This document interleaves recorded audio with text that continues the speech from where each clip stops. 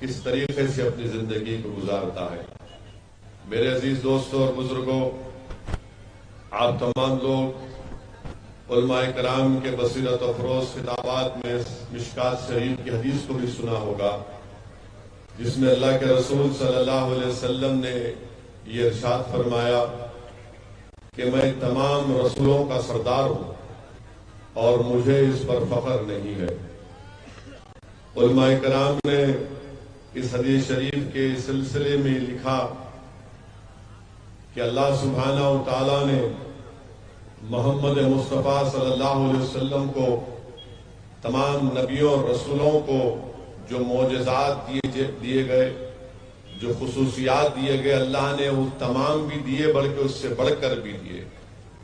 علماء کرام نے اس مشکات شریف کی حدیث کے سلسلے میں یہ لکھا کہ اللہ سبحانہ و تعالیٰ نے جب سابقہ نبیوں اور رسولوں کو بھیجا تو ان کو کسی ایک مخصوص مقام کی طرف، ایک گاؤں کے طرف یا ایک شہر کی طرف بھیجا، اور جب محمد مصطفیٰ صلی اللہ علیہ وسلم کو اللہ نے کائنات میں بھیجا تو اللہ سبحانہ و تعالیٰ نے فرمایا کہ میں رب العالمین ہوں اور آپ رحمت للعالمین ہے۔ کائنات کے ذرے ذرے میں اے میرے حبیب میری ربوبیت ہے، تو کائنات کے ہر ذرے میں جہاں تک میری ربوبیت ہے وہاں پر آپ کی رحمت للعالمین، آپ رسول صلی اللہ علیہ وسلم رہیں گے۔ پھر اس علماء کرام نے یہ بھی لکھا میرے عزیز دوستوں اور بزرگوں کہ جو سابقہ نبی اور رسول تھے ان کی امت کو ایک مخصوص مقام پر عبادت کرنا پڑتا تاکہ ان کی عبادت قبول ہو جائے، مگر رسول اللہ صلی اللہ علیہ وسلم کے لیے بخاری شریف کی حدیث ہے کہ رسول اللہ صلی اللہ علیہ وسلم نے فرمایا کہ پوری زمین میرے لیے ایک مسجد بنا دی گئی ہے۔ پھر علماء کرام نے لکھا کہ اللہ سبحانہ و تعالیٰ نے رسولوں کو معجزات دیے، اور سب سے زیادہ معجزے حضرت موسیٰ علیہ السلام کو 9 دیے، اس کی ایک حد ہے، مگر محمد مصطفیٰ صلی اللہ علیہ وسلم کو جو معجزے دیے اس کی کوئی حد نہیں۔ علماء کرام نے لکھا کہ جو رسول آئے وہ دنیا میں آ کے معجزے دکھائے، اور میرے رسول صلی اللہ علیہ وسلم خود معجزہ بن کر آئے۔ میرے عزیز دوستوں اور بزرگوں، اللہ سبحانہ و تعالیٰ نے سورہ یاسین میں لکھا کہ اللہ نے تین نبیوں کو ایک گاؤں کی طرف بھیجا، اور محمد مصطفیٰ صلی اللہ علیہ وسلم سے کہا کہ ہم آپ کو پوری کائنات آپ کے حوالے کرتے ہیں۔ میرے عزیز دوستوں اور بزرگوں، اللہ سبحانہ و تعالیٰ نے حضرت ابراہیم علیہ السلام سے کہا کہ ہم آپ کو لوگوں کا امام بنائیں گے۔ علماء کرام نے سمجھایا کہ حضرت ابراہیم علیہ السلام کو کہا کہ زمین پہ بھجا کر آپ کو لوگوں کا امام بنائیں گے، مانے لوگوں کا، پورے عالم کا نہیں، اور کہا کہ امام بنائیں گے۔ حضرت داؤد علیہ السلام، حضرت سلیمان علیہ السلام، ان کے تعلق سے یہ بتایا گیا کہ آپ کو حکومت دی گئی، اور حضرت موسیٰ علیہ السلام کو اور حضرت ابراہیم علیہ السلام کو کہا گیا کہ آپ کا مقابلہ نمرود اور فرعون سے ہوگا۔ میرے عزیز دوستوں اور بزرگوں، وہیں پر اللہ سبحانہ و تعالیٰ نے حضرت آدم علیہ السلام سے کہا، حضرت داؤد علیہ السلام سے کہا کہ آپ کو زمین میں ہم خلیفہ بنائیں گے۔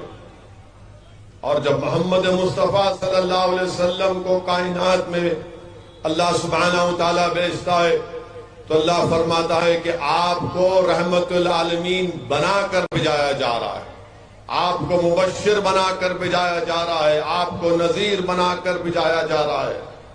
تو میرے عزیز دوستوں اور بزرگوں، اللہ کے رسول صلی اللہ علیہ وسلم رحمت للعالمین بن کر اس دنیا میں آئے، وہیں پر میرے عزیز دوستوں اور بزرگوں، علماء کرام نے یہ بھی لکھا کہ حضرت آدم علیہ السلام کو فرشتوں نے ایک مرتبہ سجدہ کیا اور صبح قیامت تک رسول اللہ صلی اللہ علیہ وسلم پر فرشتے آپ پر درود و سلام بھیجتے رہیں گے۔ مشکات کی حدیث ہے کہ جب قیامت ہوگی تو تمام انبیاء اور رسول اور ان کی امتیں محمد مصطفیٰ صلی اللہ علیہ وسلم کے جھنڈے کے نیچے رہیں گی۔ میرے عزیز دوستوں اور بزرگوں، امام فخر الدین رازی اپنی تفسیر میں لکھتے ہیں کہ جب رسول اللہ صلی اللہ علیہ وسلم سفر معراج پر گئے اور حضرت جبرائیل نے حضرت رسول اللہ صلی اللہ علیہ وسلم کے براق کی سواری کی، اس کی رکاب پکڑی، تو امام فخر الدین رازی لکھتے ہیں کہ یہ فرشتوں کے لیے بہت بڑا اعزاز تھا، یہ بہت بڑا اعزاز تھا۔ امام فخر الدین رازی یہ بھی لکھتے ہیں کہ اگر فرشتوں نے حضرت آدم علیہ السلام کو سجدہ کیا تو اس لیے کیا کیونکہ انہوں نے پیشانی آدم میں نور مصطفیٰ صلی اللہ علیہ وسلم کو دیکھا۔ میرے عزیز دوستوں اور بزرگوں، علماء کرام نے یہ بھی لکھا کہ حضرت موسیٰ علیہ السلام کی جب امت ان سے پوچھی کہ ہم کو پیاس لگی، ہم کو پانی چاہیے، تو حضرت موسیٰ علیہ السلام نے اپنا عصا ان پہاڑوں پر پتھر پر مارا تو پانی نکلنا شروع ہو گیا۔ تو علماء کرام نے عظمت مصطفیٰ صلی اللہ علیہ وسلم کو سمجھانے کے لیے لکھا اور بولا کہ اللہ یہ نہیں چاہتا تھا کہ آپ کا حبیب محمد مصطفیٰ صلی اللہ علیہ وسلم اٹھے اور اٹھ کر پتھروں کے پاس جائیں پانی کے لیے، اپنی امت کی پیاس کو بجھانے کے لیے۔ تو اللہ نے کہا کہ میرے حبیب، اس پانی کے کٹورے میں آپ اپنی انگلیوں کو رکھ دیجئے، اس میں سے ہم چشمے بہا دیں گے۔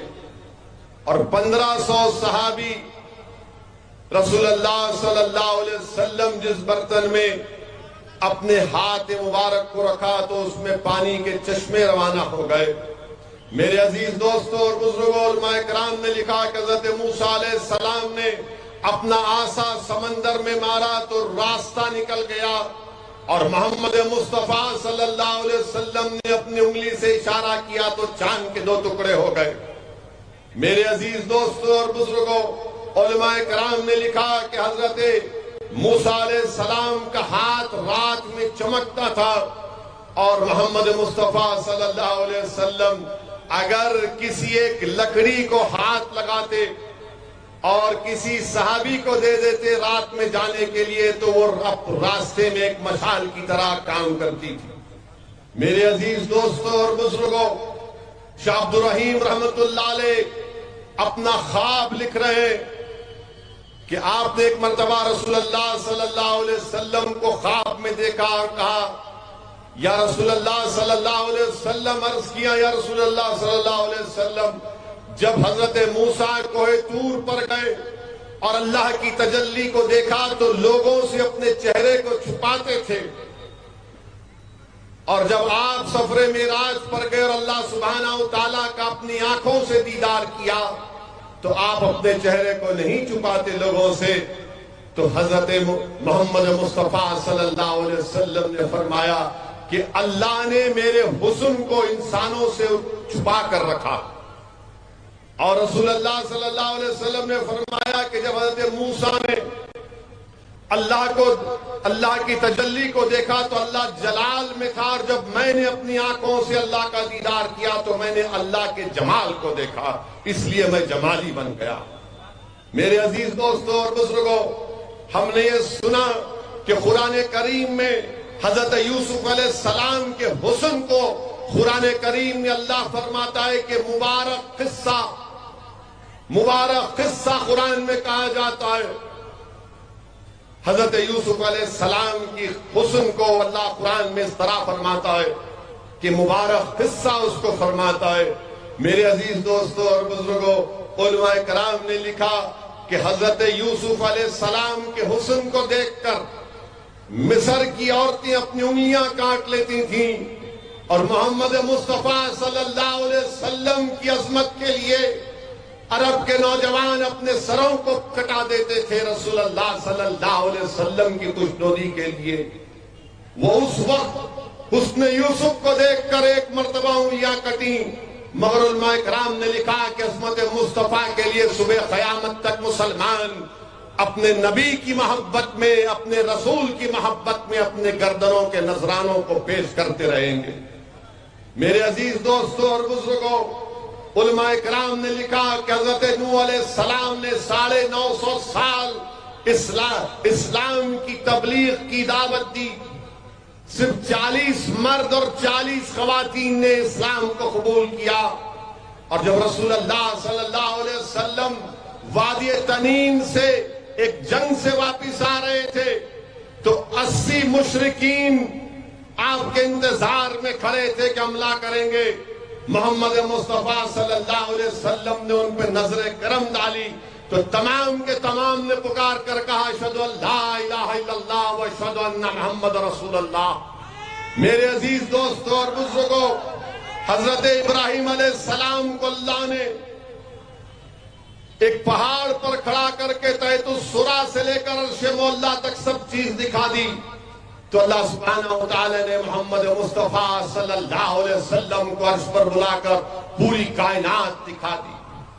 میرے عزیز دوستوں اور بزرگوں، حضرت عیسیٰ علیہ السلام اپنی والدہ کی پاکیزگی کو بیان کرتے ہیں، اور جب محمد مصطفیٰ صلی اللہ علیہ وسلم کی یعنی ہماری امت کی ماؤں کا ذکر آتا ہے، بی بی عائشہ کا، تو اللہ ان کی عظمت کو، ان کی عزت کو بیان کرتا ہے اور قرآن کی 17 آیتوں کو نازل فرماتا۔ میرے عزیز دوستوں اور بزرگوں، حضرت عیسیٰ علیہ السلام مردوں کو زندہ کرتے تھے، اور محمد مصطفیٰ صلی اللہ علیہ وسلم کے نالین پاک کی خاک ایک یہودی اپنے آنکھ پر لگاتا ہے تو اس کی بینائی واپس آ جاتی ہے۔ میرے عزیز دوستوں اور بزرگوں، یہ ہے محمد مصطفیٰ صلی اللہ علیہ وسلم کی عظمت، یہ ہے محمد مصطفیٰ صلی اللہ علیہ وسلم کی عظمت۔ اور میرے عزیز دوستوں اور بزرگوں، یہ جو دین ہم کو ملا ہے، یہ ہم کو کوئی بادشاہوں کے محل سے نہیں ملا ہے، کوئی چمن میں چل کر ہم کو یہ دین نہیں ملا ہے، یہ دین ہم کو بدر اور حنین سے ملا ہے، یہ دین ہم کو رسول اللہ صلی اللہ علیہ وسلم کے طائف کے اس سفر سے ہم کو ملا ہے جس میں اللہ کے رسول صلی اللہ علیہ وسلم اپنے خون میں نہا لیے تھے۔ یہ دین ہم کو بدر کے ان شہداؤں سے ملا ہے، یہ دین ہم کو جنگ خندق کے شہداؤں سے ملا ہے، یہ دین ہم کو جنگ صفین کے شہداؤں سے ملا ہے، یہ دین ہم کو ملا ہے تو امام حسین کی کربلا میں شہادت سے ملا ہے، یہ دین اگر ہم کو رات کو ملا ہے تو کربلا کے میدان میں رسول اللہ صلی اللہ علیہ وسلم کی آل نے اس دین کی سربلندی کے لیے اور حق کی کامیابی کے لیے اپنا سب کچھ قربان کر دیا، تبھی جا کر ہم کو یہ دین ملا ہے۔ میرے نوجوانوں، آج وطن عزیز میں اگر ہم پر ظلم ہوتا ہے، اگر ہم کو مارا جاتا ہے، اگر گجرات کی سرزمین پر مسلمانوں کو روڈ پر لا کر ایک جھوٹے الزام میں روڈ پر ان کو جمع کر کے مجمع کے سامنے ان کو جب لٹوں سے مارا جاتا ہے تو میں نے اس وقت بھی کہا، آج بھی کہہ رہا اور کل بھی کہوں گا کہ مارنے والے اسلام کی تاریخ نہیں جانتے۔ مارنے والے اگر یہ سمجھ رہے کہ سرے بازار روڈ پر لا کر مسلمانوں کو لٹوں سے لاٹھیوں سے مار کر ان کی بے عزتی کی جائے گی، مجمع کے سامنے مار کر مجمع سے تعریف اور نعرے نکلیں گے تو مسلمان کے حوصلے پست ہو جائیں گے۔ تم نہیں جانتی ہماری تاریخ کو۔ جن ظالموں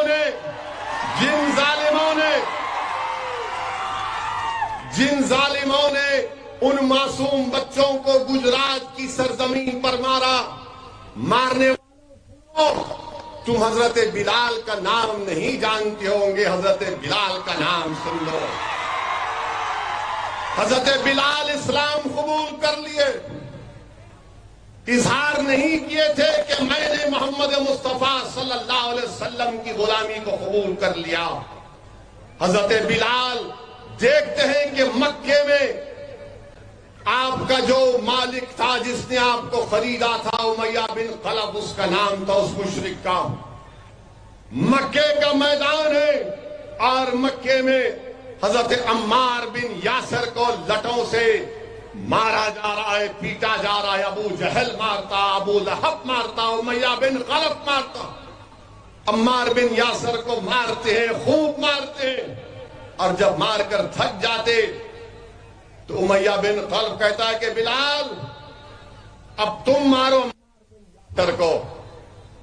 وہ قریب جاتے عمار بن یاسر کے, اور عمار بن یاسر رضی اللہ تعالیٰ عنہ ان سے کہتے ہیں کہ بلال تم بھی تھوڑا مار لو, مگر اپنا دین مت دکھاؤ, ان کو مت بتاؤ کہ تم اسلام قبول کر لیے.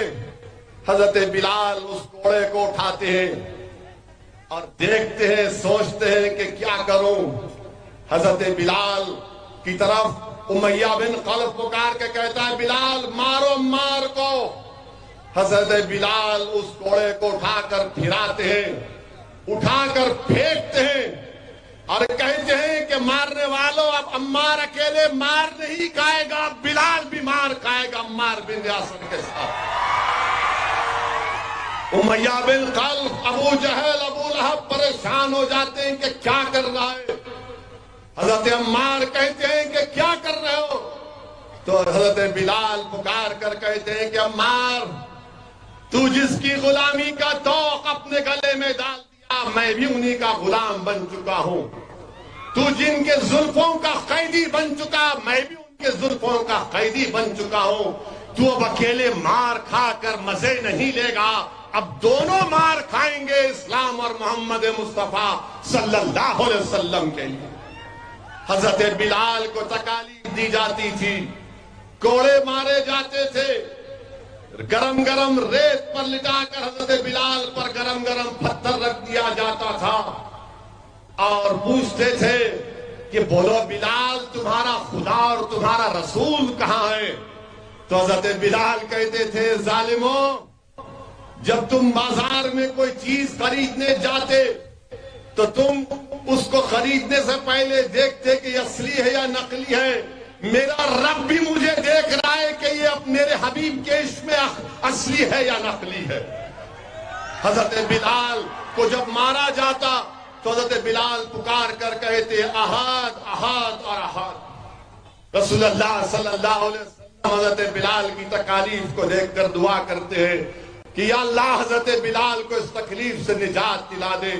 صدیق اکبر کو معلوم ہوتا, امیہ بن خلف کے پاس آپ پیغام پہنچاتے ہیں کہ بلال کو آزاد کر دو, اگر میں جاؤں گا تو وہ بلال کو نہیں بیچیں گے. حضرت بلال کو کسی کے ذریعے سے امیہ کے پاس پیغام بھی جاتے ہیں, کہتا ہے کہ 50 دینار دو.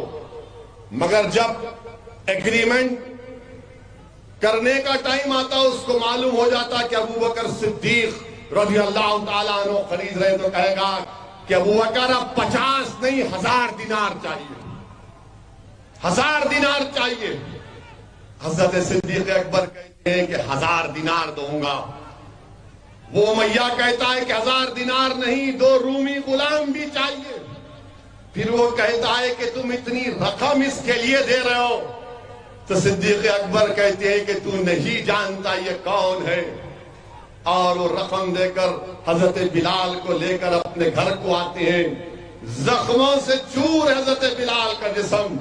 صدیق اکبر ان کو کپڑا اور زخموں پر مرہم لگاتے ہیں اور حضرت بلال کہتے ہیں کہ میں رسول اللہ صلی اللہ علیہ وسلم کے دربار میں حاضر ہونا چاہتا ہوں. صدیق اکبر ان سے کہتے ہیں کہ بلال جب تم رسول اللہ صلی اللہ علیہ وسلم سے ملو گے تو رونا نہیں, تم رونا نہیں. حضرت بلال خاموش رہتے ہیں. صدیق اکبر ان کو کپڑے پہناتے, اچھے اچھے کپڑے پہنا کر, تو حضرت بلال کہتے ہیں کہ میری عمر 30 سال کی ہو گئی, مجھے کبھی کسی نے اتنی عزت نہیں دی. وہ حبشی تھے, حضرت بلال حبشی تھے. صدیق اکبر ان کو رسول اللہ صلی اللہ علیہ وسلم کے پاس دربار میں لے کر چلتے ہیں. اللہ کے رسول صلی اللہ علیہ وسلم حضرت بلال کو دیکھ کر بڑے خوش ہوتے ہیں. حضرت بلال رسول اللہ صلی اللہ علیہ وسلم کو دیکھ کر اپنی نظریں نیچے کر لیتے ہیں. رسول اللہ صلی اللہ علیہ وسلم صدیق اکبر سے کہتے ہیں کہ تم نے بہت اچھا کام کیا کہ تم نے بلال کو آزاد کروایا. اور رسول اللہ صلی اللہ علیہ وسلم روایتوں میں آیا، علماء نے لکھا کہ صدیق اکبر کو جب قریب لاتے ہیں تو صدیق اکبر جو حضرت بلال سے کہہ رہے تھے کہ محمد مصطفیٰ صلی اللہ علیہ وسلم کے سامنے مت رونا، وہ رونا شروع کر دیتے ہیں. رسول اللہ صلی اللہ علیہ وسلم حضرت بلال کو قریب لاتے ہیں اور کہتے ہیں کہ بلال تم نے اس دین کے لیے بڑی تکالیف اٹھائی.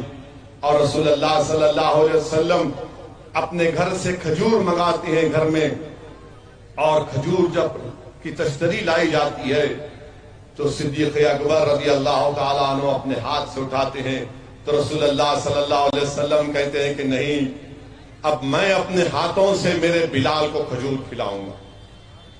اللہ کے رسول صلی اللہ علیہ وسلم اپنے ہاتھوں سے حضرت بلال کو کھجور کھلاتے ہیں تو حضرت بلال کی آنکھوں سے آنسو نکلنا شروع ہو جاتے ہیں. رسول اللہ صلی اللہ علیہ وسلم کو دیکھ کر کہ محمد مصطفیٰ صلی اللہ علیہ وسلم کے سامنے بیٹھا ہوں اور اپنے دست مبارک سے رسول اللہ صلی اللہ علیہ وسلم مجھے کھجور کھلا رہے ہیں. میرے عزیز دوستوں اور بزرگوں، مارنے والوں تم نہیں جانتے کہ جنہوں نے بلال کو مارا، ایک وقت ایسا آیا کہ جب مکہ فتح ہوا تو وہی بلال کو رسول اللہ صلی اللہ علیہ وسلم نے حکم دیا کہ بلال کعبۃ اللہ پر کھڑے ہو کر اذان دو. وہ بلال کون تھے نوجوانوں؟ وہ کہتے تھے کہ جب میں اذان دیتا اور اشہد ان محمد رسول اللہ کے لفظ کو کہتا تو میں محمد مصطفیٰ صلی اللہ علیہ وسلم کو اپنے سامنے دیکھتا. رسول اللہ صلی اللہ علیہ وسلم کے پردہ فرمانے کے بعد وہ چلے گئے فاروق اعظم کے دور خلافت میں شام کو، موجودہ ڈیماسکس جو کہتے ہیں. تو رسول اللہ صلی اللہ علیہ وسلم خواب میں آ کر بولے بلال اتنی دوری ہم سے. وہ پھر مدینے کو واپس آئے. لوگوں نے کہا کہ بلال اذان دو. حضرت بلال نے کہا کہ نہیں دوں گا. تو صحابہ کو معلوم تھا کہ بلال اگر کسی کی بات سنیں گے تو اہل بیت کی تو شہزادے جنت کو جا کر بولتے ہیں. وہ جب کہتے ہیں کہ بلال اذان دو، وہ اہل بیت کی محبت میں، رسول اللہ صلی اللہ علیہ وسلم کی محبت میں اذان دیتے ہیں. تو جب اذان بلال مدینے میں دیتے ہیں تو مدینے میں کوہرام مچ گیا کہ کیا محمد صلی اللہ علیہ وسلم واپس آ گئے. حضرت بلال نے جب اذان دی تو لوگ کوہرام مچ گیا کہ کیا محمد صلی اللہ علیہ وسلم واپس آ گئے. اور جب حضرت بلال اشہد ان محمد رسول اللہ پر پہنچے تو روایت میں آیا کہ آنکھ سے اتنے آنسو بہے کہ حضرت بلال گر گئے. یہ محبت ہے میرے عزیز دوستوں اور بزرگوں. لوگ اگر ہم کو مار رہے ہیں، ظالم اگر ہم کو مار رہا ہے تو مارو، کچھ ہونے والا نہیں ہے. اگر میں اس دنیا میں آیا ہوں تو اپنی زندگی، اپنی رزق، اپنی عزت اور اپنی موت سب لکھا کر آیا ہوں. اور یہ کیوں کہہ رہا ہوں میں؟ فاروق اعظم عمر ابن خطاب رضی اللہ تعالیٰ عنہ، حضرت فاروق اعظم ہمیشہ دعا کرتے کہ یا اللہ مجھے شہید کی موت آئے اور مجھے مارنے والا کوئی مسلمان نہ ہو. یہی دعا فاروق اعظم کرتے تھے. اور میری موت مدینے میں آئے، یہ ہمیشہ دعا کرتے تھے. جب فاروق اعظم کو وہ فارسی شخص ابو لولا آپ کو مسجد فجر میں آپ پر چاقو سے مارا تو تم کو معلوم نوجوانوں نماز کتنی اہم ہے. فاروق اعظم نماز فجر کی امامت کر رہے ہیں. ایک رکعت نماز ہو گئی، دوسری رکعت کے سجدے میں ہے. اس شخص نے آ کر چاقو سے مارا فاروق اعظم کو. 9 وار کیے، 2 کھندے پر، 2 پیٹھ پر، پیٹ پر وہ مارا فاروق اعظم کو. فجر کا وقت تھا. فاروق اعظم کو اٹھا کر لوگ اپنے گھر میں لے کر گئے. فاروق اعظم کو جب ہوش آیا تو بولے کیا نماز پوری ہو گئی؟ بولے ہاں. ایک اور امام کی امامت میں نماز فجر پوری ہوئی. تو فاروق اعظم نے کہا کہ پانی لاؤ. آپ نے وضو کیا اور اپنی نماز کو مکمل کیا. یہ فاروق اعظم ہے. آپ نے نماز کو مکمل کیا اور اس کے بعد آپ نے اپنے بیٹے سے کہا حضرت عبداللہ ابن عمر کو کہ جاؤ امت کی ماں کے پاس، ان سے اجازت لو کہ مجھے رسول اللہ صلی اللہ علیہ وسلم کے بازو، صدیق اکبر کے بازو مجھے قبر کی جگہ ملے. میرے عزیز دوستوں اور بزرگوں، اسلام ہم کو ایسے ملا ہے. اگر تم ڈر جاؤ گے کسی کے مارنے سے، اگر تم خوف کھا جاؤ گے کسی کے بولنے سے، یاد رکھو ڈر اور خوف تمہارے قریب نہیں آ سکتا. ہم محمد مصطفیٰ صلی اللہ علیہ وسلم کی امت ہیں. یہ ملک ہمارا ہے اور رہے گا انشاءاللہ تعالی. یاد رکھو مسلمانوں، میری بات کو یاد رکھو مسلمانوں. اب اس ملک کی سیاست میں مسلمانوں کی کوئی سیاسی اہمیت نہیں رہی. اگر یہاں پر کوئی بیٹھنے والا کانگریس پارٹی کا ہے یا پھر کوئی جنتا دل کا ہے یا کسی اور پارٹی کا ہے، تو میں تم کو اپنے بھائی کے طور پر کہہ رہا ہوں تو تمہاری کوئی عزت نہیں ہے ان پارٹیوں میں. یاد رکھو تمہاری کوئی عزت نہیں ہے. تمہاری عزت صرف اتنی ہے کہ تم الیکشن کے وقت ان کے لیے ووٹ ڈالو. آج جب ظلم ہو رہا ہے کوئی منہ نہیں کھولتا، کوئی منہ نہیں کھولتا ہے. یہ باضابطہ مسلمانوں کو انویزیبل کرتی ہیں کہ مسلمان اب کوئی پولیٹیکل پارٹی کے ساتھ نہیں ٹھہرے گا. میں مبارکباد دیتا ہوں بھارت کے پردھان منتری شری نریندر مودی کو کہ آپ نے 8 سال میں، تنزیہ طور پر کہہ رہا ہوں، آپ نے 8 سال میں بھارت کی راجنیتی کو ایسا کر دیا کہ اب سیکولر پارٹی مسلمان کو بازو کھڑا کرنے سے ڈرتی ہے. مگر یاد رکھو، کیا تم کو سیاسی پارٹی کی ضرورت ہے یا تم کو اللہ کی ضرورت ہے؟ کیا تم کو رسول اللہ صلی اللہ علیہ وسلم کی غلامی کی ضرورت ہے یا ان ناکارہ لوگوں کی غلامی کی ضرورت ہے؟ تو پھر آپ اس کا کیسے کام کریں گے؟ اگر آپ یہ سمجھیں گے کہ نہیں یہ ہے نا، ارے کوئی نہیں ہے تمہارا، یاد رکھو تم میرا ساتھ مت دو، مجھے کوئی پرواہ نہیں ہے.